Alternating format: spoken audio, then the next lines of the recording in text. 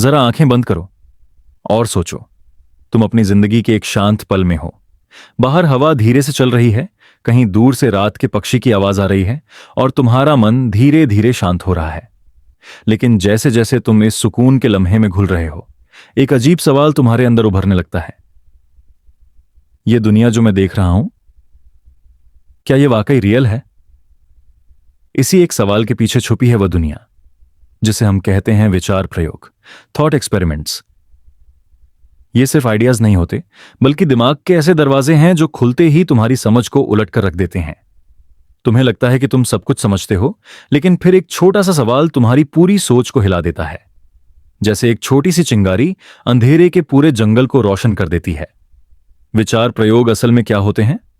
तुम सोच सकते हो इन्हें एक लालटेन की तरह, एक छोटी सी रोशनी जो अंधेरे में तुम्हें दिखाती है कि रास्ते कितने अलग अलग हो सकते हैं। यह रोशनी तुम्हें सारी दुनिया नहीं दिखाती, लेकिन तुम्हारे अंदर एक जिज्ञासा जगाती है, और यह जिज्ञासा कभी चैन से बैठने नहीं देती।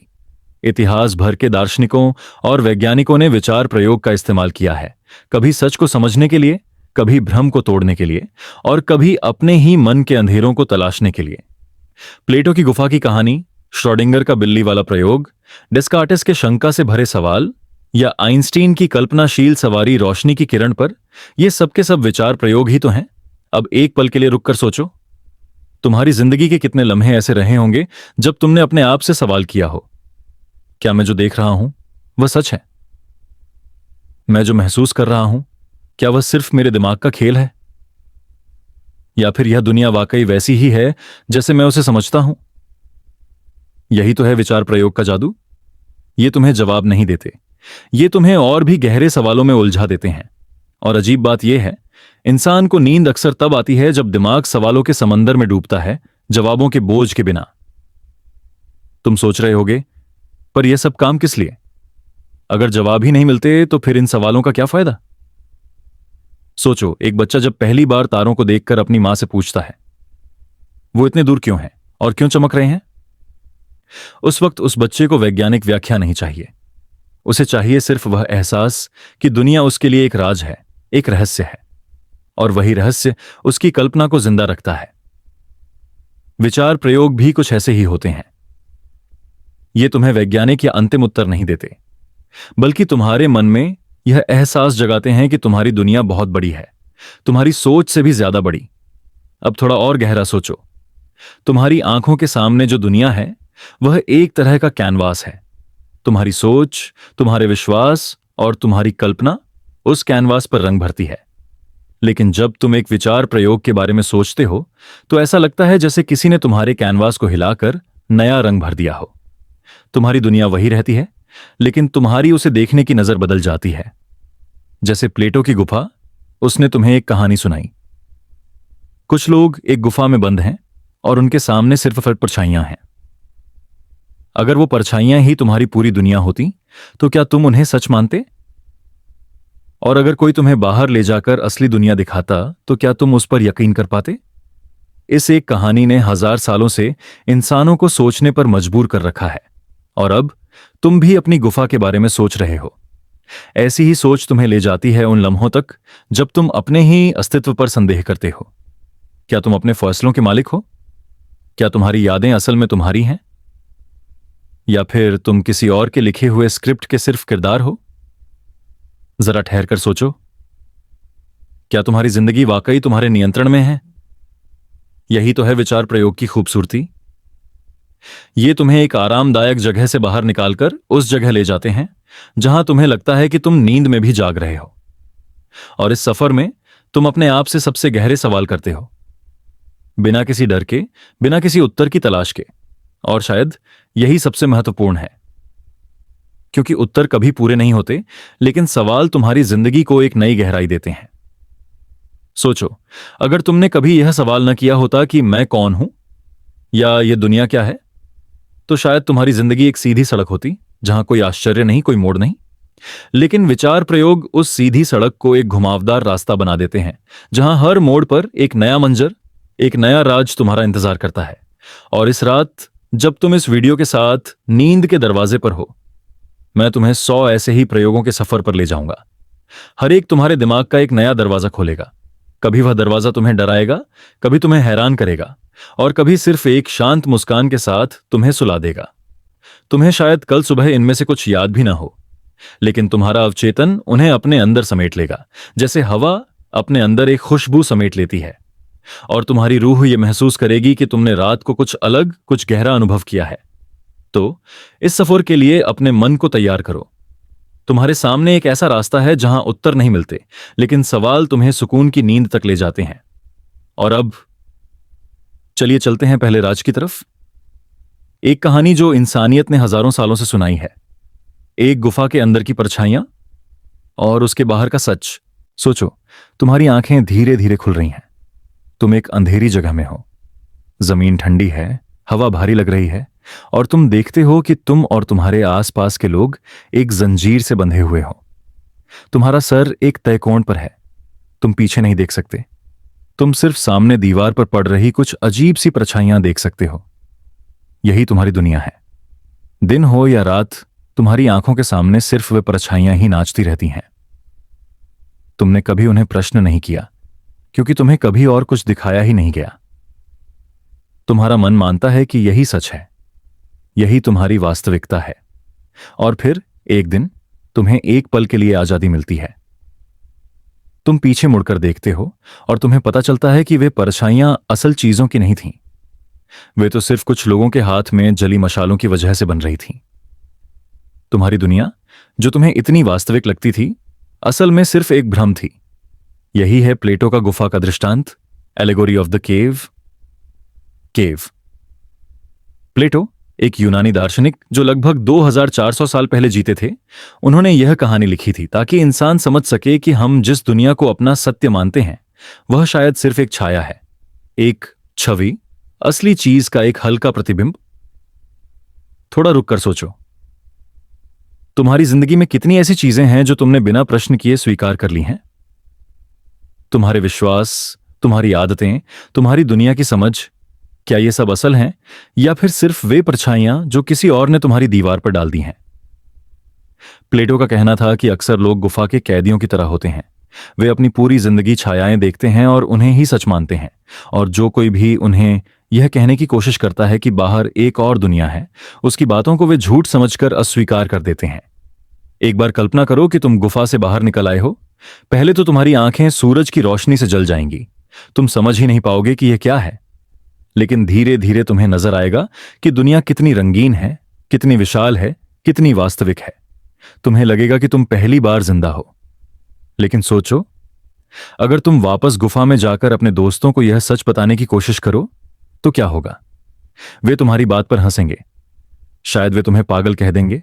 शायद वे तुमसे नफरत भी करेंगे, क्योंकि तुमने उनके आराम के घेरे, कंफर्ट जोन को तोड़ दिया। प्लेटो का मानना था कि सच हमेशा आरामदायक नहीं होता। कभी कभी सच तुम्हारी पूरी दुनिया को हिला देता है, और ज्यादातर लोग उस सच को स्वीकार नहीं कर पाते। जरा अपने आसपास की दुनिया को देखो। तुम्हारी खबरें, तुम्हारे सोशल मीडिया फीड्स, तुम्हारी परवरिश, तुम्हारी संस्कृति, क्या ये सब एक तरह की परछाइयां नहीं हैं? तुम्हें लगता है कि तुम अपनी मर्जी से दुनिया को देख रहे हो, लेकिन शायद तुम बस वही देख पा रहे हो जो तुम्हारी गुफा की दीवार पर डाला गया है। गहरी सांस लो और अपने आप से पूछो, क्या तुम्हारी सोच असल में तुम्हारी है या फिर तुम्हारी गुफा की परछाइयों की है? प्लेटो ने कहा था कि दार्शनिक वही है जो गुफा से बाहर निकलता है और असली रोशनी देखता है। लेकिन यह सफर आसान नहीं है। बाहर आने के लिए तुम्हें अपना आराम छोड़ना पड़ता है, अपनी आंखों को जलने देना पड़ता है, और एक ऐसी दुनिया को स्वीकार करना पड़ता है जिसमें तुम्हारी पुरानी समझ बिखर जाती है। और शायद इस कहानी का सबसे गहरा संदेश यह है कि हम सब अपनी अपनी गुफाओं में जी रहे हैं।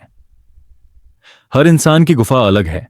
किसी की गुफा उसकी संस्कृति है, किसी की उसके धार्मिक विश्वास, किसी की उसकी शिक्षा, और किसी की उसकी असुरक्षाएं। हर किसी की दीवार पर कुछ न कुछ परछाइयां चल रही हैं। लेकिन क्या तुमने कभी सोचा है, अगर तुम्हारी पूरी जिंदगी सिर्फ एक गुफा है, अगर तुम्हारा हर विश्वास, हर चुनाव, हर भावना सिर्फ एक भ्रम है जो किसी और ने तैयार किया है, तब तुम्हारा सत्य क्या होगा?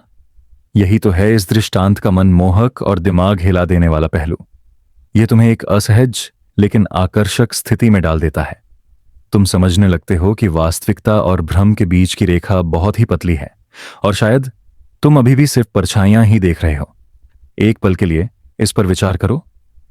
क्या तुम अपनी जिंदगी की गुफा से बाहर निकलने के लिए तैयार हो, या तुम्हें परछाइयों का आराम ज्यादा पसंद है? अक्सर हम सबको परछाइयां ही सुकून देती हैं, क्योंकि असली रोशनी कभी कभी इतनी तीव्र होती है कि हम उसे सहन नहीं कर पाते। लेकिन जो लोग रोशनी तक पहुंच जाते हैं उनका पूरा अस्तित्व बदल जाता है, और शायद इसीलिए प्लेटो की यह कहानी आज तक लोगों को प्रेरित करती है। क्योंकि यह सिर्फ एक कहानी नहीं है, बल्कि एक आईना है जो तुम्हें तुम्हारी अपनी गुफा दिखाता है। अब सोचो, तुम्हारी अपनी गुफा क्या है? तुम्हारी अपनी परछाइयां क्या हैं? तुम्हारी अपनी रोशनी कहां छुपी है?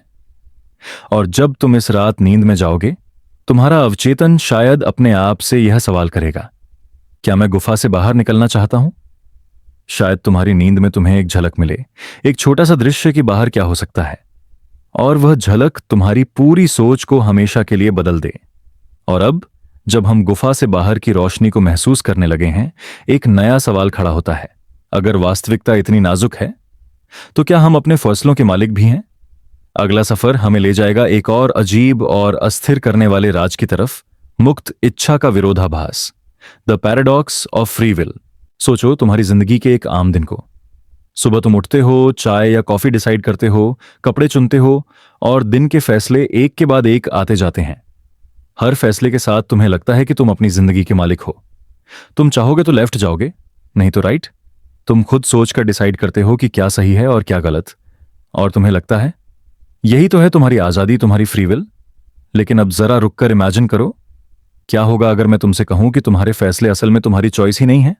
क्या होगा अगर तुम्हारा हर एक छोटा से छोटा एक्शन पहले से लिखी हुई स्क्रिप्ट का हिस्सा है? यही है फ्री विल का विरोधाभास, the paradox of free will. इंसानियत ने हमेशा माना है कि हम अपने फैसलों के मालिक हैं, लेकिन फलसफा और साइंस दोनों ही कहते हैं कि यह उतना सिंपल नहीं है। फ्री विल एक इल्यूजन भी हो सकती है, एक ऐसी महसूसात जो तुम्हें लगती तो है पर शायद असल में मौजूद ही नहीं। थोड़ा और गहरा सोचो, तुम जब एक चॉइस करते हो तो तुम्हें लगता है कि तुम कॉन्शियसली डिसाइड कर रहे हो, लेकिन न्यूरोसाइंस के कुछ एक्सपेरिमेंट्स ने यह दिखाया है कि तुम्हारा ब्रेन तुम्हारे डिसाइड करने से कुछ मिलीसेकंड पहले ही एक्शन चुन लेता है। मतलब तुम्हारा फैसला तुम्हारे कॉन्शियस माइंड में आने से पहले ही हो चुका होता है।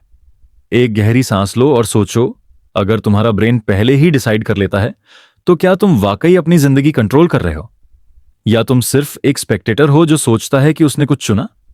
एक एनालॉजी सोचो, तुम एक ट्रेन में बैठे हो और ट्रेन अपने ट्रैक्स पर चल रही है। तुम्हें लगता है कि तुम डेस्टिनेशन चुन रहे हो, लेकिन असल में तुम सिर्फ विंडो के बाहर का नजारा देख रहे हो। ट्रेन अपने रूट पर चल रही है और तुम्हें बस ये इल्यूजन दिया गया है कि तुम डिसाइड कर रहे हो। फलसफियों ने इस पैराडॉक्स को अलग अलग एंगल से समझाया है। डिटर्मिनिज्म कहते हैं कि दुनिया एक चेन रिएक्शन है। हर चीज जो होती है वह किसी न किसी कारण से होती है। तुम्हारा जन्म, तुम्हारा माहौल, तुम्हारी परवरिश, तुम्हारी पर्सनैलिटी, सबने मिलकर तुम्हें वही बनाया है जो तुम हो। तो फिर तुम्हारे फैसले असल में तुम्हारे कहां से हो गए? अब थोड़ा और सोचो, तुम्हारी पसंद, तुम्हारी नापसंद, तुम्हारी आदतें, क्या ये तुमने खुद बनाई हैं या ये तुम्हारे माहौल ने आकार दी है? अगर तुम किसी और शहर, किसी और संस्कृति, किसी और परिवार में पैदा होते, तो क्या तुम वही फैसले करते जो अब करते हो? एक पल के लिए सोचो, क्या तुम्हारे फैसले असल में तुम्हारी इंडिविजुअलिटी का सबूत है या तुम्हारे हालातों का? और यह पैराडॉक्स और भी गहरा हो जाता है जब हम स्पिरिचुअलिटी और धर्म की तरफ देखते हैं। बहुत सी परंपराएं कहती हैं कि इंसान के पास फ्री विल है, लेकिन साथ ही यह भी मानती हैं कि हर चीज एक दिव्य योजना, डिवाइन प्लान के हिसाब से होती है। अगर हर चीज लिखी हुई है तो फिर तुम्हारी आजादी का क्या? और अगर तुम वाकई फ्री हो तो फिर डेस्टिनी का मतलब क्या? शायद तुम्हारे अंदर अब एक हल्की सी बेचैनी आ रही है, क्योंकि यह पैराडॉक्स तुम्हारे पूरे अस्तित्व को प्रश्न करता है। तुम सोच रहे हो, अगर मैं फ्री नहीं हूं तो मेरी जिंदगी का क्या मतलब है? लेकिन रुक कर सोचो, शायद यह पैराडॉक्स तुम्हें दिखाता है कि फ्रीडम और कंट्रोल उतने कठोर कॉन्सेप्ट्स नहीं हैं जितना तुमने सोचा था। हो सकता है कि तुम्हारे फैसले पहले से तय हों, लेकिन तुम्हारी परसेप्शन ऑफ चॉइस ही तुम्हें एक सेंस ऑफ मीनिंग देती है। जैसे एक नाटक, प्ले शो के एक्टर को स्क्रिप्ट लिखी हुई मिलती है, लेकिन उसके एक्सप्रेशंस, उसका अंदाज, उसकी इमोशंस उस नाटक को अनोखा बना देते हैं। और अगर मैं तुमसे कहूं कि तुम्हारी फ्री विल एक इल्यूजन है, तो यह जरूरी नहीं कि तुम्हारी जिंदगी बेमतलब हो जाए।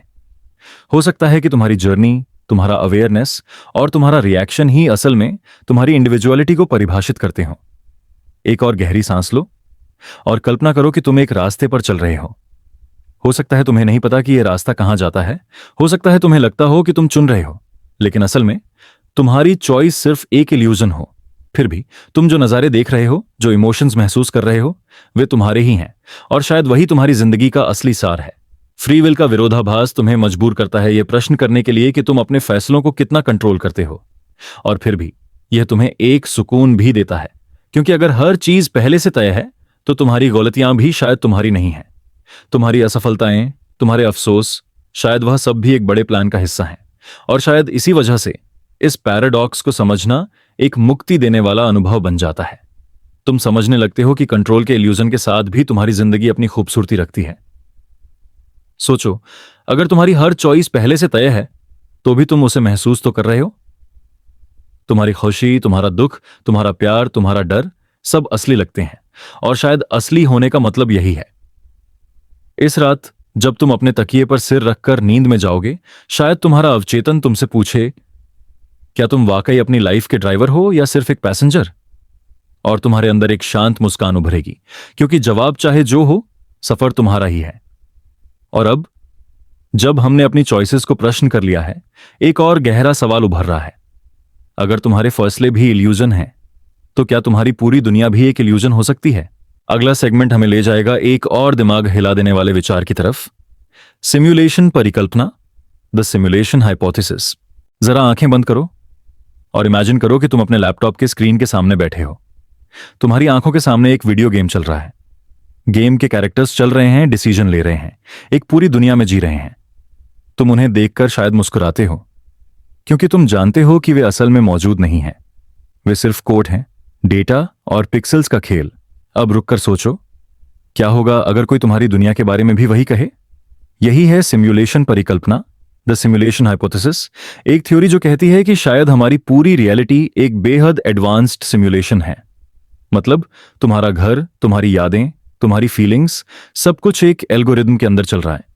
इस आइडिया को पॉपुलर बनाया था फिलोसोफर निक बॉस्ट्रॉम ने। उन्होंने कहा, अगर किसी सिविलाइजेशन ने इतनी एडवांस टेक्नोलॉजी डेवलप कर ली कि वे पूरी यूनिवर्सेस सिम्युलेट कर सके, तो चांसेस ज्यादा हैं कि हम वैसे ही एक सिमुलेशन में जी रहे हैं, बजाय बेस रियलिटी के। थोड़ा अजीब लग रहा है ना? लेकिन जरा सोचो, तुम्हारी मेमोरीज कैसे बनती हैं? तुम्हारे सपने कहां से आते हैं? तुम्हारी दुनिया के लॉज ऑफ फिजिक्स कितने परफेक्ट और कंसिस्टेंट हैं, जैसे किसी प्रोग्रामर ने ध्यान से उन्हें कोड किया हो। और अगर तुम ध्यान दो तो तुम्हें लगेगा कि दुनिया के कुछ पहलू वीडियो गेम्स जैसे ही लगते हैं। जैसे तुम्हारी फिजिक्स एक fixed set of rules follow करती है, तुम्हारी लाइफ का एक लिमिटेड स्पैन है, जैसे कोई स्टोरी लाइन। और कभी कभी तुम्हें डेजा वू होता है, जैसे तुमने यह सीन पहले भी देखा हो। क्या पता वह एक ग्लिच हो? एक पल रुककर सोचो, अगर तुम्हारी दुनिया एक सिमुलेशन है, तो तुम्हारे फैसले, तुम्हारी खदोशी, तुम्हारा दुख, क्या ये सब रियल हैं या सिर्फ डेटा के कैलकुलेशंस हैं? सोचो, एक वीडियो गेम के कैरेक्टर के लिए उसकी दुनिया बिल्कुल रियल लगती है। वह रोशनी देखता है, दोस्ती करता है, कभी खुशी महसूस करता है और कभी दुख। लेकिन तुम जानते हो कि वे इमोशंस असल में मौजूद नहीं करते, वे सिर्फ कोड के इंस्ट्रक्शंस हैं। अगर तुम्हारा एग्जिस्टेंस भी ऐसा ही हो, तो क्या तुम्हारी खुशी और दुख भी सिर्फ लाइंस ऑफ कोड हैं? यह आइडिया सिर्फ मॉडर्न फिलॉसफी तक लिमिटेड नहीं है। प्राचीन विचारक भी इस बारे में सोच चुके हैं। जैसे हिंदू फिलॉसफी में माया का कॉन्सेप्ट है, एक इल्यूजन जिसमें हम फंस जाते हैं जब तक हम सच को रियलाइज नहीं कर लेते। इसी तरह डेस्कार्टिस ने सदियों पहले यह पूछा था, अगर एक ईविल डेमन तुम्हें मैनिपुलेट कर रहा हो, तो तुम कैसे जानते हो कि तुम्हारी दुनिया रियल है? और अब साइंस भी इस आइडिया को इग्नोर नहीं कर पा रही। एलन मस्क जैसे लोग ओपनली कहते हैं कि it's almost certain we are living in a simulation. Quantum mechanics में कुछ ऑब्जर्वेशंस भी ऐसे हैं जो इस हाइपोथेसिस को सपोर्ट करते हैं। जैसे पार्टिकल्स का बिहेवियर तभी डिसाइड होता है जब कोई उन्हें ऑब्जर्व करता है। जैसे कोई सिस्टम रिसोर्सेज सेव कर रहा हो जब तक कोई प्लेयर उस सीन को लोड नहीं करता। एक गहरी सांस लो और सोचो, क्या तुम्हारी दुनिया भी रिसोर्स सेविंग मोड में चल रही है? क्या तुम्हारी रियलिटी सिर्फ तभी पूरी तरह रेंडर होती है जब तुम उसे देखते हो? और अगर यह सच है, तो तुम्हारा पर्पस क्या है? तुम्हारी जिंदगी किसने डिजाइन की है? क्या तुम सिर्फ एक एक्सपेरिमेंट हो या फिर किसी और के एंटरटेनमेंट का हिस्सा? एक एनालॉजी इमेजिन करो। तुम एक थिएटर में हो और तुम्हें लगता है कि तुम स्टेज के सेंटर पर हो, लेकिन असल में तुम सिर्फ एक स्क्रिप्ट के हिसाब से चल रहे हो। तुम्हारी लाइंस पहले से लिखी हुई हैं, तुम्हारी दुनिया के प्रॉप्स ध्यान से रखे गए हैं, और ऑडियंस जो तुम्हें देख रही है तुम्हें कभी नजर नहीं आती। अब एक और अनसेटलिंग सवाल, अगर तुम सिमुलेशन में हो तो क्या तुम उसे तोड़ सकते हो, या तुम कभी भी असल दुनिया को देख पाओगे? प्लेटो की केव की तरह हो सकता है तुम अपनी दीवार की शैडोज को ही सच मान रहे हो, और फिर भी चाहे यह दुनिया एक सिमुलेशन हो या ना हो, तुम्हारे एक्सपीरियंसेस तुम्हारे लिए रियल लगते हैं। तुम्हारी हंसी, तुम्हारी आंखों के आंसू, तुम्हारी जिंदगी के लम्हे, सब तुम्हारे लिए वैसे ही असली हैं जैसे किसी और के लिए उनकी दुनिया। हो सकता है तुम्हारी रियलिटी एक इल्यूजन हो, लेकिन तुम्हारी परसेप्शन ही तुम्हारा सच है। एक और पल सोचो, अगर तुम्हें पता चले कि तुम सिमुलेशन में हो तो क्या तुम्हारी जिंदगी के फैसले बदल जाएंगे? क्या तुम अब भी प्यार करोगे, दोस्ती करोगे, अपने सपनों के पीछे भागोगे, या तुम बस वेट करोगे कि कोई गेम ओवर लिखकर आ जाए? शायद इसका जवाब यह है कि चाहे दुनिया सिमुलेशन हो या ना हो, तुम्हारी जर्नी का मतलब वही है जो तुम उसे देते हो। एक वीडियो गेम के कैरेक्टर के लिए भी उसकी क्वेस्ट मीनिंगफुल होती है, चाहे वह सिर्फ पिक्सेल्स का खेल हो। वैसे ही तुम्हारी लाइफ भी तुम्हारे लिए एक कहानी है, और तुम उसके प्रोटोगोनिस्ट हो। और इस रात जब तुम नींद के पास हो, तुम्हारा सबकॉन्शियस शायद ये क्वेश्चन करे, मैं गेम खेल रहा हूं या गेम खुद मुझे खेल रहा है? और तुम एक शांत मुस्कान के साथ नींद में डूब जाओगे, क्योंकि शायद जवाब मैटर नहीं करता। जो मैटर करता है वह यह है कि तुम्हें अपनी कहानी असली लगती है। और अब जब हमने अपनी दुनिया को एक सिमुलेशन के रूप में इमेजिन कर लिया है, एक और भी गहरा सवाल हमारे सामने आता है। अगर हम सिमुलेशन में हैं तो क्या हम अकेला गेम खेल रहे हैं, या इस विशाल यूनिवर्स में और भी प्लेयर हैं जिनके बारे में हमें कुछ पता ही नहीं?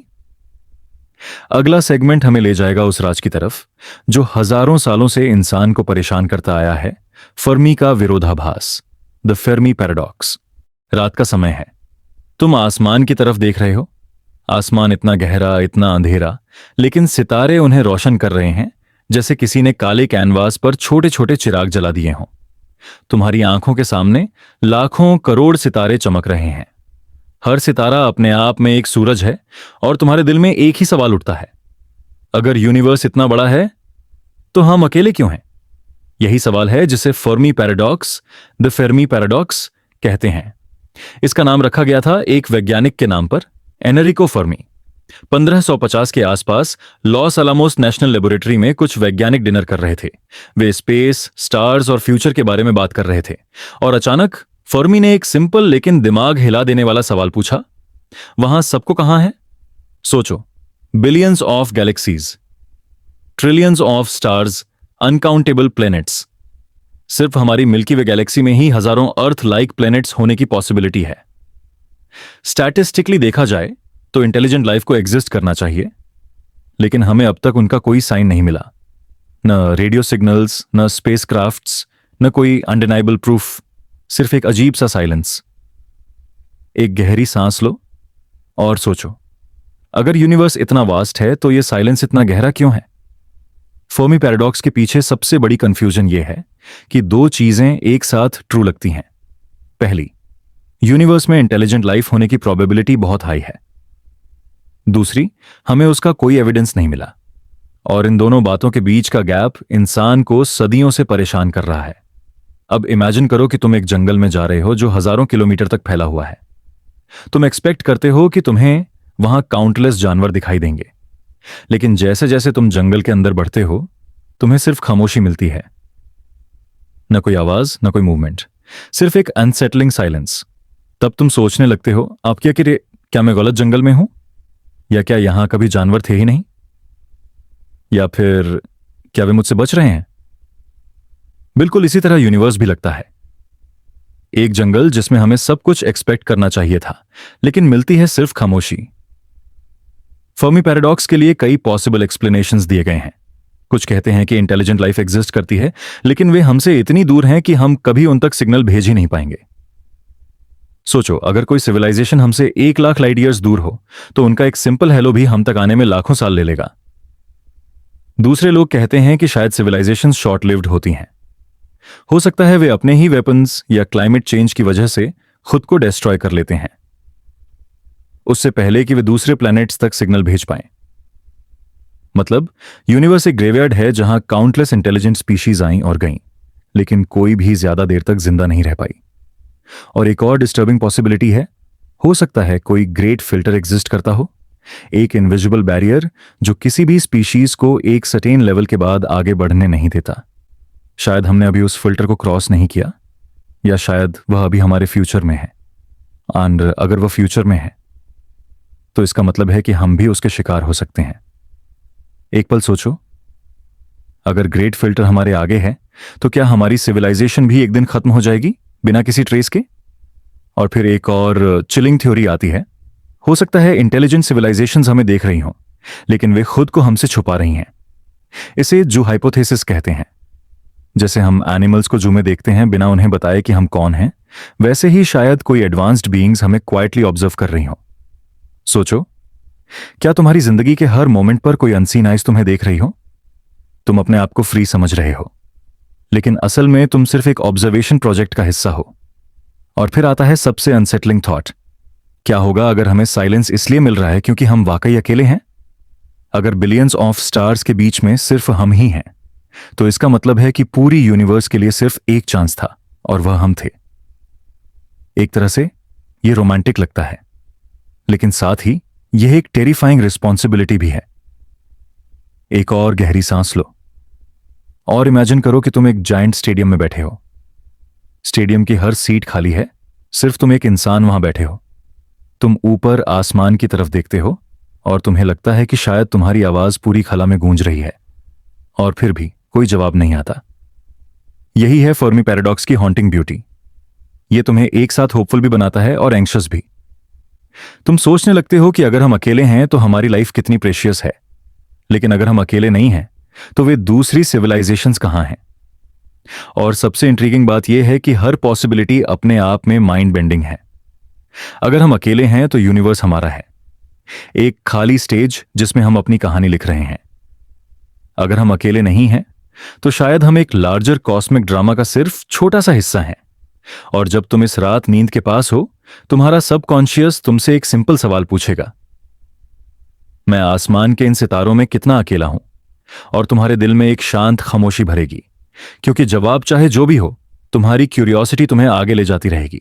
और अब जब हमने ये क्वेश्चन एक्सप्लोर कर लिया कि हम यूनिवर्स में अकेले हैं या नहीं, एक और भी अनसेटलिंग कॉन्सेप्ट हमारा इंतजार कर रहा है। अगर हम अकेले नहीं हैं और अगर हमारा एग्जिस्टेंस भी फ्रेजाइल है, तो शायद हमारी समझ ऑफ टाइम भी उतनी सिंपल नहीं है जितनी लगती है। अगला सेगमेंट हमें ले जाएगा उस राज की तरफ जो हर इंसान को कंफ्यूज करता है, द इल्यूजन ऑफ टाइम। जरा आंखें बंद करो और अपनी जिंदगी के एक पल को याद करो। शायद बचपन का एक दिन जब तुम खुले आंगन में खेल रहे थे, या फिर एक लम्हा जब तुमने किसी अपने को गले लगाया था। और अब सोचो, वह लम्हा अब कहां है?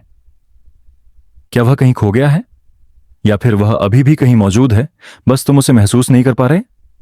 यही है द इल्यूजन ऑफ टाइम का राज। हम सब कहते हैं कल आजकल, पास्ट, प्रेजेंट, फ्यूचर। हमारी पूरी जिंदगी एक टाइमलाइन की तरह लगती है जो सीधी चलती है, जैसे एक नदी जो हमेशा आगे की तरफ बह रही हो। लेकिन साइंटिस्ट्स और फिलोसफर्स दोनों कहते हैं कि शायद यह सब सिर्फ एक इल्यूजन है। अल्बर्ट आइंस्टीन ने कहा था, the distinction between past, present and future is only a stubbornly persistent illusion. मतलब जो हम वक्त के फलों के रूप में महसूस करते हैं, वह शायद सिर्फ हमारे दिमाग का एक कंस्ट्रक्ट है। एक गहरी सांस लो और सोचो, अगर टाइम वाकई एक इल्यूजन है तो इसका मतलब क्या हुआ? क्या तुम्हारा पास्ट अभी भी कहीं मौजूद है? क्या तुम्हारा फ्यूचर भी पहले से लिखा जा चुका है? एक एनालॉजी इमेजिन करो। तुम एक बुक पढ़ रहे हो, उसमें हंड्रेड्स ऑफ पेजेस हैं, तुम फिलहाल पेज 120 पर हो। तुम्हें लगता है कि यही तुम्हारा प्रेजेंट है। तुमने पिछले पन्नों को पास्ट के रूप में छोड़ दिया है और जो पन्ने आगे हैं वे तुम्हारा फ्यूचर हैं। लेकिन असल में वे सारे पन्ने एक साथ मौजूद हैं, सिर्फ तुम्हारी नजर फिलहाल पेज 120 पर है। टाइम भी कुछ ऐसा ही हो सकता है। पास्ट और फ्यूचर गायब नहीं हुए, बल्कि वह सब एक साथ किसी ग्रैंड कॉस्मिक बुक में लिखे हुए हैं। तुम सिर्फ उस पेज को देख पा रहे हो जहां तुम्हारी अवेयरनेस फिलहाल फोकस है। और फिर फिजिक्स की थ्योरीज भी इस आइडिया को सपोर्ट करती हैं। आइंस्टीन की रिलेटिविटी के हिसाब से टाइम कोई अलग चीज नहीं है, बल्कि स्पेस के साथ मिलकर एक फैब्रिक बनाता है जिसे हम स्पेस टाइम कहते हैं। और स्पेस टाइम के हिसाब से सारे इवेंट्स एक साथ मौजूद हैं। तुम्हारा जन्म, तुम्हारा कल का दिन, तुम्हारा फ्यूचर का एक रैंडम मोमेंट, सब एक ही टैपेस्ट्री में हमेशा के लिए वुवन है। एक और पल सोचो, अगर तुम्हारा फ्यूचर पहले से मौजूद है तो क्या तुम वाकई अपनी डेस्टिनी कंट्रोल कर रहे हो, या तुम सिर्फ एक प्री रिटन स्क्रिप्ट को अनफोल्ड होता देख रहे हो? और फिर भी हम टाइम को एक फ्लोइंग रिवर के रूप में महसूस करते हैं। क्या तुमने नोटिस किया है कि जब तुम खुश होते हो तो वक्त तेजी से निकल जाता है, और जब तुम दुख में होते हो तो वह धीरे धीरे चलने लगता है? यह दिखाता है कि वक्त वाकई कोई एक्सटर्नल चीज नहीं है। यह तुम्हारी परसेप्शन के हिसाब से अपना पेस बदलता है। सोचो, अगर टाइम एक इल्यूजन है तो क्या तुम अपने दुख के मोमेंट्स में कहीं और स्लिप कर सकते हो, जैसे तुम अपनी बुक के किसी और पेज पर जंप कर जाओ? शुरू में यह सिर्फ इमेजिनेशन लगता है, लेकिन कुछ स्पिरिचुअल ट्रेडिशंस ये कहते हैं कि मेडिटेशन और डीप कॉन्शियसनेस स्टेट्स में तुम टाइम की इस इल्यूजन को तोड़ सकते हो। और अगर तुम टाइम के ट्रैप से बाहर आ जाओ तो तुम सिमल्टेनियसली अपने पास्ट और फ्यूचर को महसूस कर सकते हो, जैसे तुम्हारी जिंदगी का हर लम्हा एक ही वक्त में तुम्हारे सामने हो। एक गहरी सांस लो और अपने दिल में सोचो, क्या तुमने कभी ऐसा ड्रीम देखा है जो तुम्हारी लाइफ के फ्यूचर को प्रेडिक्ट करता हो? या कभी ऐसा डेजा वू फेल किया है जैसे तुमने वो सीन पहले भी देखा हो? शायद वह तुम्हारी कॉन्शियसनेस का एक छोटा ग्लिम्प्स था टाइम के बियॉन्ड जाने का। और यह भी पॉसिबल है कि हम टाइम को गलत एंगल से देख रहे हैं। जैसे एक सीडी डिस्क इमेजिन करो, उसमें सारे गाने एक ही वक्त पर मौजूद होते हैं, लेकिन जब तुम प्लेयर को ऑन करते हो तो वे गाने सीक्वेंशियली बजते हैं। तुम्हें लगता है कि गाने एक के बाद एक हो रहे हैं, लेकिन असल में वह सब एक ही मोमेंट में वहां हमेशा से हैं। हो सकता है तुम्हारी जिंदगी भी ऐसी ही हो। तुम्हारा जन्म, तुम्हारी खुशियां, तुम्हारे आंसू, तुम्हारी डेथ, सब एक ही सीडी में लिखे हुए हैं। तुम बस एक ट्रैक को सुन रहे हो, लेकिन पूरी प्लेलिस्ट हमेशा से वहां है। और सबसे हॉन्टिंग थॉट यह है, अगर तुम्हारा पास्ट और फ्यूचर पहले से मौजूद है तो शायद तुम हमेशा के लिए इमॉर्टल हो। तुम अपने पास्ट के लम्हों में अभी भी जी रहे हो, अपने फ्यूचर के लम्हों में भी, चाहे तुम्हारी करंट अवेयरनेस उसे फेल ना कर रही हो। एक पल लो और अपने दिल से यह महसूस करो कि तुम्हारे लाइफ के वे लम्हे जो तुम्हें लगता है छोड़ दिए गए हैं, अभी भी कहीं मौजूद हैं। तुम्हारी मां का तुम्हें पहली बार गले लगाना, तुम्हारी पहली हंसी, तुम्हारा पहला प्यार, ये सब कहीं फेड नहीं हुए। वह अभी भी वहां है तुम्हारी कॉस्मिक सीडी पर। और जब तुम यह समझने लगते हो कि टाइम एक इल्यूजन है, तुम्हारे लिए एक शांत सुकून उभरने लगता है, क्योंकि तुम जानते हो कि तुम्हारी लाइफ के ब्यूटीफुल मोमेंट्स कभी गायब नहीं होते, तुम बस उनके फोकस से आगे बढ़ जाते हो। सोचो, इस रात तुम नींद में डूब जाते हो। तुम्हारा सबकॉन्शियस शायद तुम्हें उस सीडी के एक और पेज, एक और गाने की तरफ ले जाए। शायद तुम अपने बचपन के एक लम्हे को फिर से जी लो, या अपने फ्यूचर का एक ग्लिम्स पालो। और तुम उठकर कंफ्यूज भी हो सकते हो, लेकिन अंदर से तुम्हें एक शांत मुस्कान महसूस होगी, क्योंकि तुम समझ जाओगे कि तुम्हारा वक्त तुम्हारा साथ कभी नहीं छोड़ता। और अब जब हमने टाइम के इल्यूजन को समझना शुरू किया है, एक और माइंड बेंडिंग सवाल हमारा इंतजार कर रहा है। अगर वक्त भी इल्यूजन है तो क्या हमारी पूरी आइडेंटिटी भी एक इल्यूजन हो सकती है? अगला सेगमेंट हमें ले जाएगा एक और अनसेटलिंग और सुकून भरे कॉन्सेप्ट की तरफ, the ship of Theseus, the paradox of identity. सोचो, तुम समुद्र के किनारे खड़े हो, तुम्हारे सामने एक पुरानी शिप बंधी हुई है। उसका नाम है द शिप ऑफ थीसियस। दिन ब दिन उस जहाज के पुराने लकड़ी के प्लैंक्स सड़ जाते हैं और उनकी जगह नए प्लैंक्स लग जाते हैं। पहले एक प्लैंक, फिर दूसरा, फिर तीसरा। सालों के गुजरने के बाद उस जहाज का एक भी ओरिजिनल हिस्सा नहीं बचा। अब सवाल उठता है, क्या यह अब भी वही जहाज है जो पहले थी? यही है the ship of Theseus paradox. यह पैराडॉक्स सिर्फ एक पुरानी कहानी नहीं है, यह तुम्हारी अपनी आइडेंटिटी को भी चैलेंज करता है। तुम अपने आप को एक ही इंसान समझते हो जो बचपन से अब तक वही है, लेकिन रियलिटी यह है कि तुम्हारा शरीर लगातार बदल रहा है। तुम्हारी बॉडी के सेल्स एक सर्टेन समय के बाद रिप्लेस हो जाते हैं। तुम्हारा ब्लड, तुम्हारी स्किन, तुम्हारे अंदर के ऑर्गन्स सब नए बन जाते हैं। 7 से 10 साल में तुम्हारी पूरी बॉडी एक नए वर्जन में ट्रांसफॉर्म हो जाती है। तो फिर बताओ, क्या तुम अब भी वही हो जो तुम बचपन में थे, या तुम हर 7 साल में एक नया इंसान बन जाते हो? एक गहरी सांस लो और रिफ्लेक्ट करो। तुम्हारे अंदर कौन सा हिस्सा तुम्हें तुम बनाता है? क्या तुम्हारा शारीरिक शरीर, तुम्हारी यादें, तुम्हारी पर्सनैलिटी? और अगर ये सब भी बदल जाए तो तुम्हारी असली आइडेंटिटी कौन है? इमेजिन करो। एक और ट्विस्ट, अगर उस जहाज के पुराने सारे प्लैंक्स को एक अलग जगह जमा करके फिर से एक शिप बनाई जाए, तो कौन सी असली शिप ऑफ थीसियस होगी? वह जो नए प्लैंक्स से बनी है या वह जो पुराने से दोबारा बनाई गई है? इसी तरह तुम्हारी लाइफ में भी सवाल उठता है। अगर तुम्हारी यादें, तुम्हारी बॉडी और तुम्हारी हैबिट्स सब रिप्लेस हो जाएं, तो तुम कहां रह जाते हो? और अगर तुम सोचो तो तुम्हारी यादें भी उतनी सॉलिड नहीं हैं जितना तुम सोचते हो। साइंस कहता है कि मेमोरीज हर बार रिकॉल करने पर थोड़ी बदल जाती हैं। मतलब जो तुम्हें अपना पास्ट लगता है वह असल में एक एडिटेड वर्जन हो सकता है। अगर तुम्हारा पास्ट कॉन्स्टेंटली मॉडिफाई हो रहा है तो क्या तुम्हारी आइडेंटिटी भी एक इल्यूजन है? एक और सांस लो और अपने दिल से पूछो, क्या तुम वाकई वही हो जो तुम समझते हो? फिलोसोफर्स इस पैराडॉक्स को दो तरह से समझाते हैं। एक कहते हैं कि तुम्हारी आइडेंटिटी तुम्हारे कंटिन्यूटी में है, चाहे तुम बदलते रहो, तुम्हारा सफर एक ही लाइन में कनेक्टेड है। दूसरे कहते हैं कि आइडेंटिटी एक इल्यूजन है, तुम्हारी बॉडी और माइंड के शिफ्टिंग पैटर्न्स सिर्फ एक फ्लो क्रिएट करते हैं जो तुम्हें एक स्टेबल इंसान महसूस करवाता है, लेकिन असल में तुम एक कांस्टेंट चेंज हो। सोचो, एक नदी इमेजिन करो। हर सेकंड उसका पानी नया होता है, पुराना पानी बहता जाता है, लेकिन तुम उस नदी को उसी नाम से बुलाते हो जैसे वह एक ही चीज हो सकता है तुम्हारी आइडेंटिटी भी उस नदी की तरह हो, हमेशा बदलती हुई, लेकिन फिर भी एक इल्यूजन के रूप में कांस्टेंट लगती हुई। और स्पिरिचुअल ट्रेडिशंस भी यही कहते हैं। हिंदू फिलॉसफी में आत्मन को इटर्नल माना जाता है, एक ऐसी कॉन्शियसनेस जो बॉडी के साथ नहीं बदलती। बुद्धिस्ट्स कहते हैं कि सेल्फ सिर्फ एक इल्यूजन है, एक कंस्ट्रक्ट जो तुम्हारे डिजायर्स और अटैचमेंट से बनता है। मतलब तुम्हारी मेन नाम की एंटिटी शायद कभी एग्जिस्ट ही नहीं करती थी। एक पॉज लो और इमेजिन करो, अगर तुम्हारा सेल्फ वाकई एक इल्यूजन है तो तुम्हारे दुख और तुम्हारी इनसिक्योरिटीज भी इल्यूजन ही हैं। तुम्हारा डर, तुम्हारा गिल्ट, तुम्हारा ईगो, शायद वह सब सिर्फ उस जहाज के पुराने प्लैंक्स हैं जो तुम छोड़कर आगे बढ़ सकते हो। और फिर एक और थॉट आता है, अगर तुम्हारे अंदर सब कुछ बदल जाता है तो क्या तुम अपने प्यार को भी वही इंसान कहते हो? अगर तुम्हारा पार्टनर भी हर 7 से 10 साल में बिल्कुल नए सेल्स से बन जाता है तो क्या तुम उनसे वैसे ही मोहब्बत करते हो जैसे पहले करते थे? हो सकता है तुम किसी और वर्जन को प्यार कर रहे हो, लेकिन तुम्हारी फीलिंग तुम्हें एक कंटिन्यूटी देती है। और ये पैराडॉक्स तुम्हारी जिम्मेदारी को भी रिडिफाइन करता है। अगर तुम कॉन्स्टेंटली नए हो जाते हो तो क्या तुम अपने पास्ट के एक्शंस के लिए वैसे ही अकाउंटेबल हो? अगर तुम 15 साल पहले के अपने वर्जन को सोचो तो क्या वह वाकई तुम ही थे या तुम सिर्फ उस इंसान की कहानी को कैरी कर रहे हो?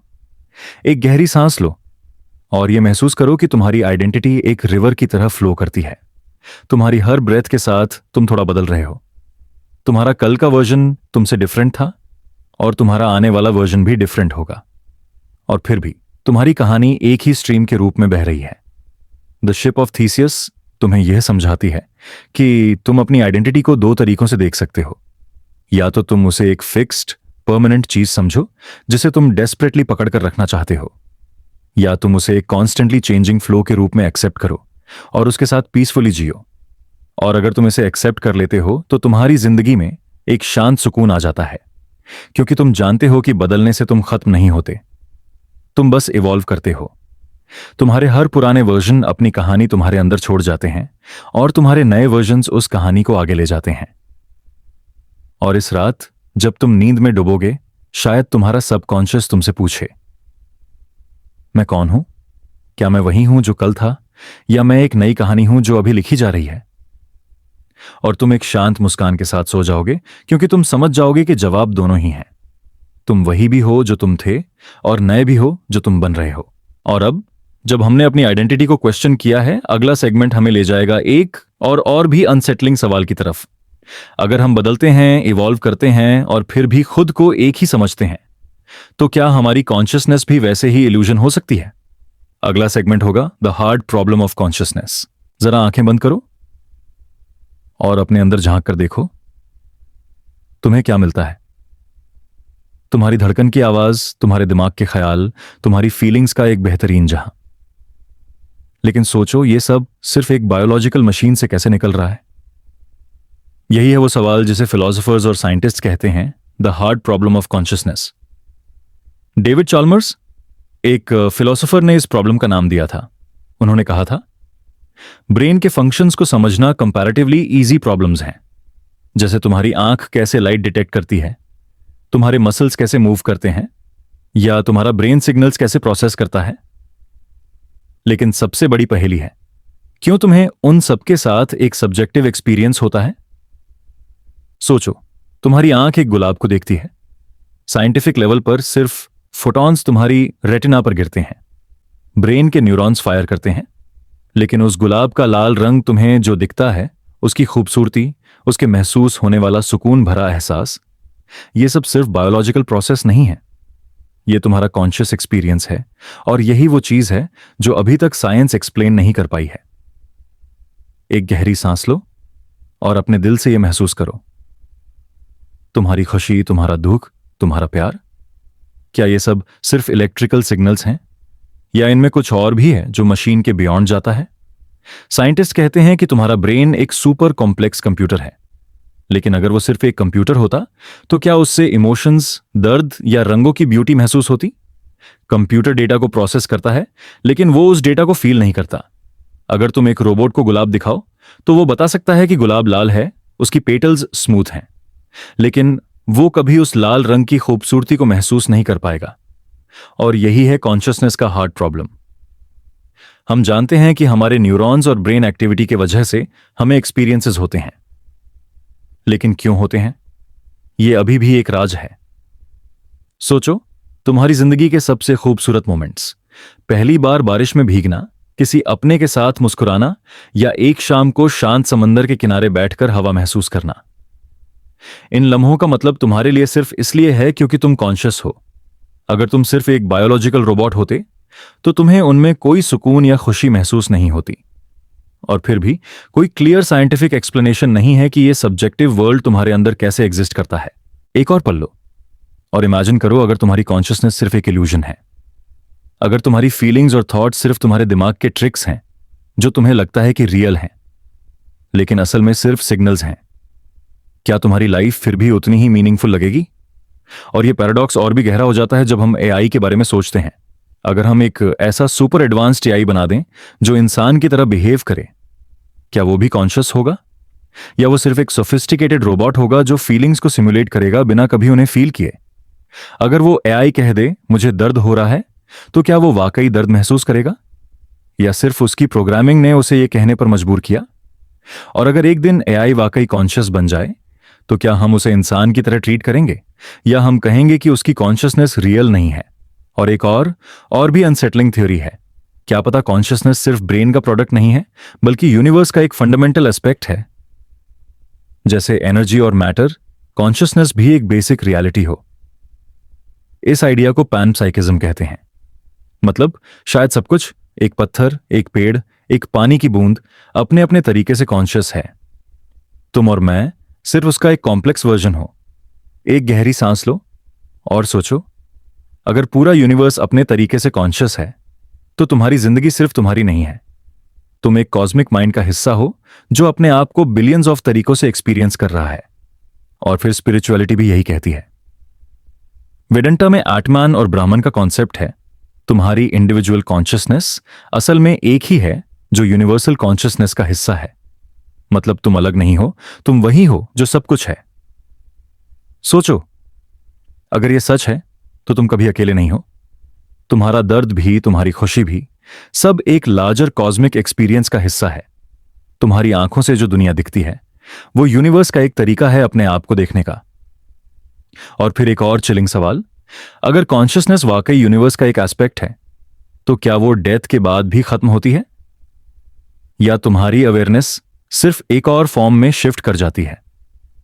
हो सकता है तुम्हारी स्टोरी एक और जगह, एक और प्लेन पर कंटिन्यू हो। एक और पॉज लो और अपने दिल को यह महसूस करने दो, शायद तुम्हारी कॉन्शियसनेस एक ऐसी रिवर है जो कभी खत्म नहीं होती। तुम्हारे करंट थॉट सिर्फ उस रिवर के एक पल हैं, लेकिन रिवर अपने फ्लो में हमेशा से चलती आई है और चलती रहेगी। और ये सब तुम्हें एक सुकून देता है, क्योंकि चाहे साइंस अभी इसका जवाब न दे पाई हो, तुम्हारा एक्सपीरियंस खुद एक प्रूफ है कि तुम कॉन्शियस हो। तुम्हारी हर सांस, तुम्हारा हर ख्याल, तुम्हारी हर इमोशन इस बात का एविडेंस है कि तुम एक लिविंग मिस्ट्री हो। और जब तुम इस रात नींद में डूबोगे, शायद तुम्हारा सबकॉन्शियस तुमसे पूछे, मैं सिर्फ एक ब्रेन हूं या मैं कुछ और भी हूं? और तुम्हारी मुस्कान ये जवाब देगी, मैं वो हूं जो इस सवाल को पूछ रहा है। और अब जब हमने कॉन्शियसनेस के राज को छुआ है, एक और भी फैसिनेटिंग पैराडॉक्स हमारा इंतजार कर रहा है। अगर हम कॉन्शियस हैं तो हमारी फ्री विल भी एक इल्यूजन हो सकती है। क्या हम अपने फैसले खुद लेते हैं या वो पहले से ही लिखे होते हैं? अगला सेगमेंट होगा the paradox of free will. सोचो तुम रात के अंधेरे में अपने कमरे में बैठे हो, बाहर खामोशी है, सिर्फ घड़ी की टिक टिक चल रही है। तुम्हारे सामने एक कप चाय है, तुम्हारे पास चॉइस है, अभी उस कप को उठाओ या वही रखा रहने दो। तुम्हें लगता है यह तुम्हारा अपना फैसला है, तुम्हारी फ्री विल, लेकिन जरा रुककर सोचो, क्या यह वाकई तुम्हारा अपना डिसीजन है? फ्री विल का पैराडॉक्स यह कहता है कि शायद तुम्हें जो लगता है तुम डिसाइड कर रहे हो, वो सिर्फ एक इल्यूजन है। तुम्हारी हर चॉइस, हर थॉट, हर स्टेप पहले से ही डिसाइड हो चुका है। तुम सिर्फ उस स्क्रिप्ट को एक्ट कर रहे हो। एक गहरी सांस लो और इमेजिन करो, तुम एक कहानी के कैरेक्टर हो। तुम्हें लगता है तुम अपनी मर्जी से डायलॉग बोल रहे हो, लेकिन असल में तुम्हारा स्क्रिप्ट ऑलरेडी लिखा हुआ है। तुम उस कहानी के फ्लो को फॉलो कर रहे हो, बिना जाने कि तुम्हारा फ्रीडम सिर्फ एक परसेप्शन है। साइंस इस सवाल को और भी गहरा बनाता है। न्यूरोसाइंस के एक्सपेरिमेंट्स दिखाते हैं कि तुम्हारा दिमाग तुम्हारा डिसीजन तुम्हें महसूस होने से पहले ही ले लेता है। मतलब अगर तुम डिसाइड करते हो कि तुम अपना हाथ उठाओ, तो ब्रेन के सिग्नल्स तुम्हारी अवेयरनेस से मिलीसेकंड पहले एक्टिवेट हो जाते हैं। तुम्हें लगता है कि तुमने हाथ उठाने का फैसला अभी लिया, लेकिन असल में तुम्हारा ब्रेन पहले ही वो एक्शन चुन लिया था। सोचो, इसका मतलब क्या हुआ? क्या तुम वाकई अपने फैसलों के मालिक हो, या तुम्हारा सबकॉन्शियस तुम्हें कंट्रोल कर रहा है? और अगर तुम्हारी फ्री विल इल्यूशन है, तो इसका मतलब तुम्हारी जिंदगी के सब एक्शंस, तुम्हारी सक्सेस, तुम्हारी फेलियर्स, तुम्हारी प्यार की कहानियां, तुम्हारी मिस्टेक्स, सब पहले से ही डिसाइड थे। तुम सिर्फ एक स्क्रिप्ट के अंदर अपना रोल प्ले कर रहे हो। एक और पल लो और इमेजिन करो कि तुम एक गेम खेल रहे हो। तुम्हारे सामने चॉइसेस दिख रही हैं, लेफ्ट जाना है या राइट। तुम्हें लगता है तुमने लेफ्ट चूज किया, लेकिन असल में गेम का डिजाइन ऐसा था कि तुम चाहे जो भी चूज करो, तुम एंड तक वही पहुंचोगे जहां डिजाइनर चाहता है। तुम्हारी चॉइस सिर्फ एक इल्यूजन थी, और फिर भी तुम्हारी जिंदगी में एक पैराडॉक्स बनता है, क्योंकि अगर फ्री विल इल्यूजन है तो तुम्हारी जिम्मेदारी का क्या होगा? अगर तुम्हारा हर काम पहले से डिसाइड है, तो तुम गलती के लिए अकाउंटेबल क्यों हो? और अगर तुम अकाउंटेबल नहीं हो, तो सोसाइटी का स्ट्रक्चर कैसे चलेगा? एक गहरी सांस लो और सोचो, क्या तुम्हारे पास्ट की गलतियां वाकई तुम्हारी थीं, या वो एक प्री डिटर्मिन्ड कहानी का हिस्सा थीं जो तुम्हें सीखने और ग्रो करने के लिए लिखी गई थी? अगर ऐसा है तो तुम अपने आप को माफ कर पाओगे, क्योंकि जो हुआ वो होना ही था। और स्पिरिचुअल ट्रेडिशंस भी इसी पैराडॉक्स को रिफ्लेक्ट करती हैं। हिंदुइज्म में कहा जाता है कि तुम्हारा कर्मा तुम्हारे एक्शंस को गाइड करता है। मतलब तुम्हारी लाइफ का स्क्रिप्ट तुम्हारे पिछले एक्शन से लिखा जाता है, लेकिन तुम फिर भी अपनी अवेयरनेस से उस स्क्रिप्ट के अंदर कॉन्शियस डिसीजंस ले सकते हो। बुद्धिज्म कहता है कि तुम्हारा ईगो फ्री विल का इल्यूजन क्रिएट करता है, लेकिन जब तुम ईगो से ऊपर उठ जाते हो, तुम्हें समझ आता है कि तुम बस यूनिवर्सल फ्लो का एक हिस्सा हो। सोचो, तुम्हारी जिंदगी एक नदी की तरह है। तुम्हें लगता है तुम खुद डिसाइड कर रहे हो किस मोड़ पर जाना है, लेकिन असल में पानी हमेशा समंदर की तरफ ही बह रहा है। तुम्हारे चॉइसेस सिर्फ उस फ्लो को एक्सपीरियंस करने के अलग अलग तरीके हैं। और फिर एक और थॉट, अगर फ्री विल इल्यूजन है, तो क्या तुम्हारी क्रिएटिविटी भी इल्यूजन है? तुम जब एक कविता लिखते हो या कोई नया आइडिया सोचते हो, तुम्हें लगता है यह तुम्हारा खुद का है, लेकिन हो सकता है यह तुम्हारे सबकॉन्शियस, तुम्हारे एक्सपीरियंसेस और तुम्हारे एनवायरनमेंट का एक इनएविटेबल आउटकम हो। मतलब तुमने सोचा नहीं, तुम पर वो थॉट हैपेंड। एक और पॉज लो और अपने दिल को यह महसूस करने दो। तुम्हारी लाइफ के सबसे खूबसूरत लम्हे, तुम्हारा पहला प्यार, तुम्हारी पहली सक्सेस, तुम्हारा सबसे बड़ा डिसीजन, शायद तुमने कॉन्शियसली चूज नहीं किया। शायद वो हमेशा से तुम्हारे लिए लिखे गए थे और तुम उन्हें जीने के लिए सिर्फ एक रास्ता बन गए। लेकिन पैराडॉक्स का यह भी मतलब है कि अगर तुम्हारी फ्री विल इल्यूशन है तो तुम्हारा दुख भी प्रेडरमाइंड है। मतलब तुम्हारी स्ट्रगल्स और हार्डशिप्स भी एक कॉस्मिक स्क्रिप्ट का हिस्सा हैं और तुम उनसे बच नहीं सकते। लेकिन साथ ही इसका मतलब यह भी है कि तुम उन दुखों के लिए ब्लेम नहीं हो, तुम एक लार्जर कॉस्मिक प्ले के एक्टर हो। और फिर एक और सूदिंग थॉट उभर कर आता है, अगर तुम्हारी जिंदगी एक स्क्रिप्ट है तो तुम्हें डरने की जरूरत नहीं। जो कुछ भी हो रहा है वो उस कहानी का हिस्सा है, तुम बस उस फ्लो के साथ चलना सीख लो। सोचो, रात के अंधेरे में तुम्हारे दिमाग में एक सुकून भरी आवाज कह रही है, जो हो रहा है वही होना था, तुम अपनी कहानी जी रहे हो, तुम्हारा रोल यूनिक है, तुम्हारी हर सांस प्री डिटर्मिन्ड भी है और ब्यूटीफुल भी। और यह पैराडॉक्स तुम्हें एक अलग ही कंफर्ट देता है, क्योंकि अगर फ्री विल इल्यूजन है तो तुम्हारी गलतियां भी वाकई तुम्हारी नहीं थीं। अगर तुम्हारे चॉइसेस पहले से डिसाइड थे तो तुम अपने आप को ज्यादा ब्लेम नहीं करते, तुम बस अपने रोल को ग्रेसफुली जीने लगते हो। और फिर भी तुम्हारी अवेयरनेस तुम्हें यह इल्यूजन फील करवाती है कि तुम चूज कर रहे हो। शायद ये इल्यूजन ही तुम्हारी जिंदगी को मीनिंगफुल बनाता है, क्योंकि अगर तुम्हें पता होता कि सब प्रीडिटरमाइंड है तो शायद तुम जीने की कोशिश ही नहीं करते। लेकिन ये इल्यूजन तुम्हें मोटिवेट करता है, और इस रात जब तुम नींद में डूबोगे तुम्हारा सबकॉन्शियस तुमसे पूछेगा, क्या मैं वाकई फ्री हूं या मैं सिर्फ वो एक स्क्रिप्ट जी रहा हूं? और तुम्हारी मुस्कान इसका जवाब देगी, मैं दोनों हूं, मैं स्क्रिप्ट भी हूं और मैं अपना डायलॉग बोलने की इल्यूजन भी। और इसके साथ ही तुम्हारे 100 थॉट एक्सपेरिमेंट्स का यह सफर अपने अंतिम मोड़ पर आता है। तुम्हारे दिल में एक शांत सुकून है, तुम जानते हो कि तुम एक मिस्ट्री हो, एक पैराडॉक्स हो, एक कहानी हो जो कभी खत्म नहीं होती। सोचो, तुम्हारी आंखें बंद हो जाती हैं और तुम एक गहरी शांति में डूब जाते हो। कोई आवाज नहीं, कोई घूमती हुई सोच नहीं, सिर्फ एक ऐसा सन्नाटा जो न सिर्फ तुम्हारे आसपास है बल्कि तुम्हारी रूह के अंदर भी। इस सेगमेंट का नाम है द इटर्नल साइलेंस। ये एक ऐसी सोच है जो तुम्हें थोड़ा डर भी दिलाएगी और एक अजीब सा सुकून भी देगी। हमारी पूरी जिंदगी आवाजों से भरी होती है, लोगों की बातें, ट्रैफिक का शोर, घड़ी की टिक टिक, फोन की नोटिफिकेशंस। लेकिन तुमने कभी सोचा है कि अगर ये सब आवाज एक दिन गायब हो जाए, अगर तुम्हारे आसपास का सब कुछ एक ही पल में म्यूट हो जाए, क्या वो सन्नाटा तुम्हें डराएगा या तुम्हें एक अजनबी चैन का एहसास दिलाएगा? द इटर्नल साइलेंस एक ऐसा थॉट एक्सपेरिमेंट है जो सिर्फ मौत के बाद की शांति को नहीं बल्कि उस अनंत सन्नाटे को एक्सप्लोर करता है जो शायद हमारी सोच के पार है। यह एक पैराडॉक्स है, क्योंकि हम शांति को चाहते हैं, लेकिन जब वो एक्सट्रीम फॉर्म में सामने आती है तो हम खुद घबरा जाते हैं।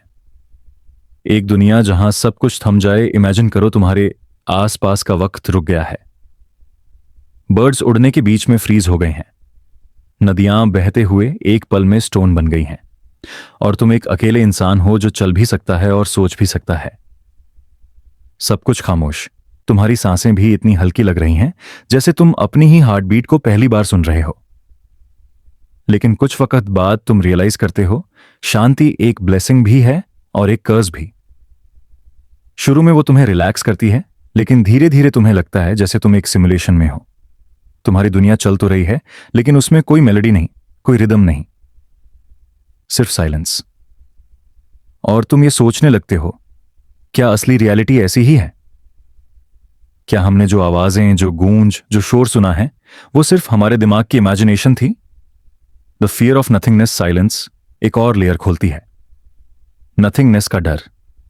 सोचो, अगर एक दिन तुम्हारी सोच भी बंद हो जाए, ना तुम्हारी यादें हो, ना तुम्हारी फीलिंग्स, ना तुम्हारा मैं, बस एक एंडलेस ब्लैंकनेस, क्या तुम उसे पीस कहोगे या अनाइलेशन? फिलोसोफर्स ने इस बात को बार बार उठाया है। कुछ कहते हैं इटर्नल साइलेंस ही मुक्ति है, एक ऐसी आजादी जहां तुम्हें ना पेन है, ना डिजायर, ना स्ट्रगल। लेकिन कुछ कहते हैं यह सबसे बड़ी खौफनाक चीज है, क्योंकि तुम्हारी आइडेंटिटी ही डिसॉल्व हो जाती है। जरा सोचो, अगर तुम्हारी एग्जिस्टेंस एक किताब होती और इटर्नल साइलेंस उस किताब का लास्ट पेज, तो क्या तुम वो किताब खत्म करना चाहते या तुम चाहते वो हमेशा चलती रहे? यही पैराडॉक्स इटर्नल साइलेंस को इतना हॉन्टिंग बनाता है। ड्रीम्स में साइलेंस अब एक और एंगल इमेजिन करो। तुम नींद में हो और तुम्हें एक ऐसा सपना आता है जहां तुम एक बैरन डेजर्ट में चल रहे हो, कोई आवाज नहीं, सिर्फ हवा का हल्का सा झोंका। तुम्हारे अपने फुटस्टेप्स भी म्यूट हैं, तुम चाहकर भी चिल्लाते हो लेकिन तुम्हारे होंठों से कोई आवाज नहीं निकलती, और तुम समझ जाते हो यामोसु, ये इटर्नल साइलेंस है। एक ऐसी स्टेट जहां तुम्हारे एक्शंस हैं लेकिन उनका कोई इको नहीं। ऐसा सपना तुम्हारी रूह को एक रिमाइंडर देता है कि शायद लाइफ और डेथ के बीच का ब्रिज साइलेंस ही है। हम आवाजों की दुनिया में रहते हैं लेकिन हमारी जर्नी एक साइलेंस में ही खत्म होती है। Cosmic silence. चलो अब इस आइडिया को कॉस्मिक लेवल पर ले चलते हैं। सोचो, एक दिन यूनिवर्स अपनी सारी एनर्जी एग्जॉस्ट कर देता है। स्टार्स बुझ जाते हैं, गैलेक्सीज फेड हो जाती हैं और स्पेस एक इन्फिनिट डार्क कैनवस बन जाता है। कोई लाइट नहीं, कोई साउंड नहीं, सिर्फ साइलेंस। और उस साइलेंस में तुम्हारी कॉन्शियसनेस फ्लोटिंग है। ना तुम्हारे पास कोई बॉडी है, ना कोई दुनिया। सिर्फ एक क्वेश्चन है, क्या तुम अब भी एग्जिस्ट करते हो? वैज्ञानिक इसे heat death of the universe कहते हैं। जब सब कुछ मैक्सिमम एंट्रोपी पर पहुंच जाता है तो कोई मूवमेंट, कोई एनर्जी एक्सचेंज पॉसिबल नहीं होता। मतलब एक इटर्नल साइलेंस। और अगर तुम्हारी सोल तब भी कहीं एग्जिस्ट करती है तो तुम क्या महसूस करोगे? पीस या डिस्पेयर? ये एक ऐसी इमेजिनेशन है जो दिल को थोड़ा हैवी भी बनाती है और सुकून भी देती है। Silence as liberation. अब एक और पर्सपेक्टिव, इटर्नल साइलेंस को लिबरेशन के रूप में देखो। हम सब अपनी जिंदगी में एक नॉइज के जंगल में रहते हैं। हमारे दिमाग में हमेशा थॉट्स का ट्रैफिक होता है। कल क्या होगा, आज क्या करना है, कल की चिंता, आज का गिल्ट। लेकिन इटर्नल साइलेंस उन सब ट्रैफिक लाइट्स को ऑफ कर देता है। तुम्हारी सोच के सारे व्हीकल्स रुक जाते हैं और तुम एक ऐसी रोड पर हो जो इन्फिनिट है और बिल्कुल खाली। कोई एक्सीडेंट नहीं, कोई हॉर्न नहीं, सिर्फ शांति। इसलिए कुछ लोग मेडिटेट करते वक्त साइलेंस को सीखने की कोशिश करते हैं, क्योंकि उनके लिए साइलेंस एक रिहर्सल है इटर्नल साइलेंस के लिए। अगर तुम अपने अंदर की खामोशी को एक्सेप्ट कर पाते हो तो तुम्हें डेथ का भी डर नहीं लगता। Take a moment. मैं चाहूंगा कि तुम इस वक्त अपनी आंखें बंद करो, एक गहरी सांस लो, अपने आसपास की आवाजों को ऑब्जर्व करो और फिर उन्हें धीरे धीरे फेड होने दो। सोचो कि तुम एक ऐसी जगह पर हो जहां सिर्फ साइलेंस है। तुम्हारे पास कोई डिस्ट्रैक्शन नहीं, कोई शोर नहीं, बस तुम और वो इटर्नल साइलेंस। क्या तुम्हें डर लग रहा है या तुम्हें सुकून मिल रहा है?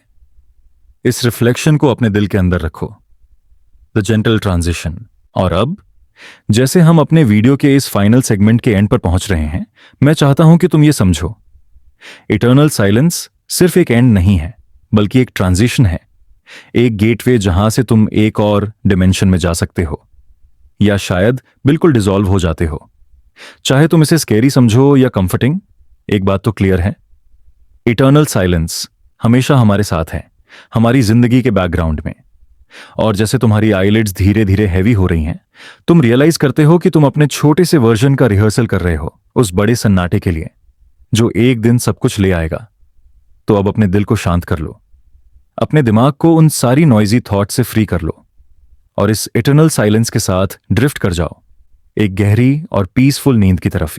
सोचो, तुम एक गहरी नींद के किनारे पर हो।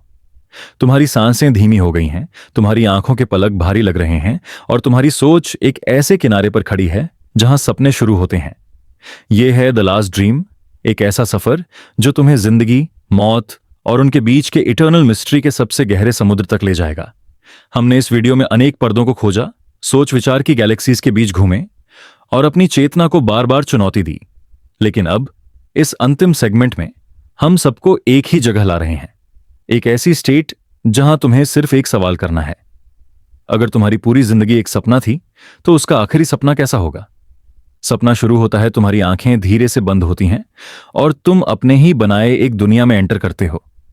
लेकिन यह सपना अलग है। यह तुम्हारी सबकॉन्शियस इमेजिनेशन का रैंडम कैनवस नहीं है। यह एक केयरफुली वोवन टैपेस्ट्री है जो तुम्हारे सभी एक्सपीरियंसेस, सभी ख्याल और सभी अनआंसर्ड क्वेश्चंस को एक साथ लाती है। सोचो, तुम एक लंबे डार्क कॉरिडोर में चल रहे हो। दीवारें खाली हैं, लेकिन कभी कभी तुम्हें उनमें फेंट आउटलाइंस दिखाई देते हैं, जैसे तुम्हारे पास्ट के पल शैडोज की तरह चिपक गए हों। बचपन की एक हंसी, जवानी का एक डिसीजन, किसी दोस्त की याद, किसी गम का एको। हर कदम के साथ तुम्हें एहसास होता है कि तुम्हारी पूरी जिंदगी एक ही ड्रीम सीक्वेंस में कंप्रेस्ड हो गई है, द साइलेंट फिल्म। और फिर तुम एक बड़े हॉल में एंटर करते हो। वहां न कुर्सियां हैं, न फर्नीचर, सिर्फ एक बड़े कैनवस के सामने तुम खड़े हो। उस कैनवस पर तुम्हारी पूरी जिंदगी की कहानी चल रही है, जैसे एक साइलेंट फिल्म। तुम अपने आप को देखते हो स्कूल के दिनों में, फिर अपनी पहली जॉब, अपने रिश्तों का वार्मथ, अपने अकेलेपन की रातें। लेकिन सब कुछ साइलेंट है, सिर्फ इमेजेस चल रही हैं बिना आवाजों के। तुम सडनली रियलाइज करते हो यह है द लास्ट ड्रीम, एक ऐसा ड्रीम जो तुम्हें तुम्हारी लाइफ का एसेंस दिखाता है बिना किसी डिस्ट्रैक्शन के। ट्रांजिशन का क्षण फिर तुम नोटिस करते हो कि कैनवस धीरे धीरे फेड हो रहा है। तुम्हारे दिल में एक हल्का सा फियर उठता है, क्या अब सब खत्म होने वाला है? लेकिन जैसे ही वो इमेजेस डिसॉल्व होने लगती हैं, तुम्हें एक अजीब सी कामनेस फील होती है, क्योंकि तुम समझ जाते हो आपकी एयर की कहानी का एंड होना कोई ट्रेजेडी नहीं है, ये सिर्फ एक ट्रांजिशन है। जैसे तुम एक किताब का लास्ट पेज पलट रहे हो ताकि एक और किताब शुरू कर सको। अब तुम्हारे आसपास का कॉरिडोर भी फेड होने लगता है। तुम खुद को एक इन्फिनिट स्पेस में पाते हो, एक ऐसा वॉइड जहां न लाइट है न साउंड, बस एक सटल ग्लो जो तुम्हें गाइड करता है। और तुम्हारी सोच एक ही चीज के बारे में घूमती है, क्या मैं अभी भी मैं हूं या मैं डिसॉल्व हो चुका हूं? The mirror of the soul. Philosophers और मिस्टिक्स दोनों कहते हैं कि लास्ट ड्रीम असल में एक मिरर है। तुम उसमें वही देखते हो जो तुम देखना चाहते हो। अगर तुम्हारी जिंदगी में तुम शांति ढूंढते रहे हो तो तुम्हें वो शांति मिलेगी।